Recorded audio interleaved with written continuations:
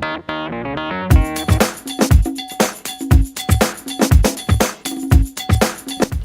this is Dan O'Leary with Asset Property Management, and today we're going to be talking about finding good tenants. You know, this seems to be an issue that's near and dear to most landlords' heart. So we're going to be talking today about the 4 things, the 4 tips, the 4 tricks to help ensure that you're getting a good relationship and getting a good tenant. One of the first things that we see is that if a tenant is in a big hurry, oftentimes it means that there are some other problems in their life, and some of those problems they've created by messing up with a previous landlord. Some of them are natural situations, people just get into trouble.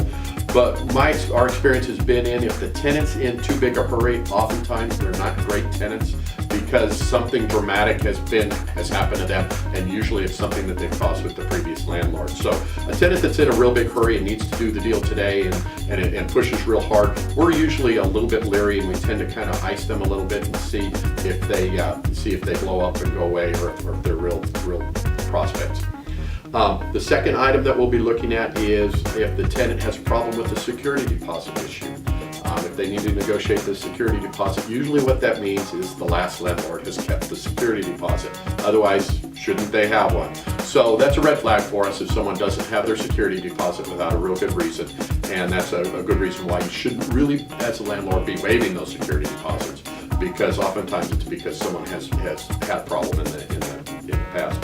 The third item is to check up on the tenant. Most landlords who kind of come into the business and are kind of, falling into being a landlord, they never meant to be a landlord, they're busy with the rest of their lives, they have other jobs. Sometimes the background check is not as thorough as it should be. And sometimes we tend to skip on this one. We really don't want to make this month's payment ourselves, so we're just really looking for someone to make that payment for us. So we grab a warm body and throw them in the house without doing the background check. The background check is real important. Specifically, the landlord, the history that you need to listen to the most is 2 back or 3 back. The current landlord may be in a hurry to get these people out. They may not be great tenants, and they may say whatever they need to do to get them out. So it's real important to listen to the landlord previous and the third landlord back. Also, there's companies that do tenant checks for you. They can do background checks. They can do all that kind of stuff for you. Make those calls, and they're really not that expensive. So if you're not experienced on this, suggest hooking up with a tenant check type company. They can help out a whole bunch of that. With that. One other small trick that I like to do is after I've shown the property and we've been out on the property, I always like to walk the potential tenant back to their car and shake their hands and open their doors and look inside the car. How they keep their car is probably how they're going to keep in the house. There's a couple items to take a look at. So we looked at, first of all, the tenant's in a big hurry, it might be a bad sign. If the tenant doesn't have a security deposit, it might be a bad sign. Do the background check, walk them out to the car, see how well they keep the car. Probably going to be an indication on how well they keep the house.